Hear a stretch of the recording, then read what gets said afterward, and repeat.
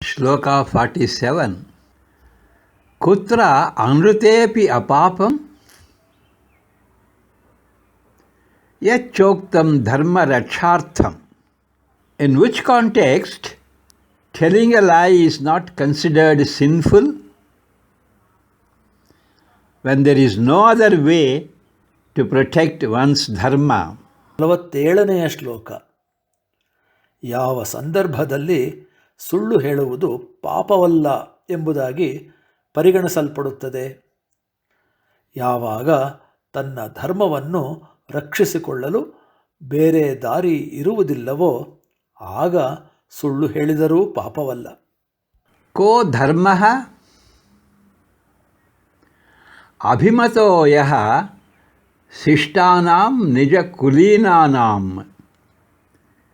What is dharma?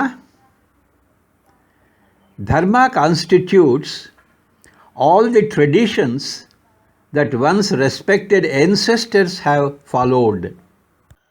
ಯಾವುದು ಧರ್ಮ? ತನ್ನ ಗೌರವಾನ್ವಿತ ಪೂರ್ವಜರು ಅನುಸರಿಸಿದಂತಹ ಎಲ್ಲ ಸಂಪ್ರದಾಯಗಳನ್ನು ಒಳಗೊಂಡಿರುವುದೇ ಧರ್ಮವು.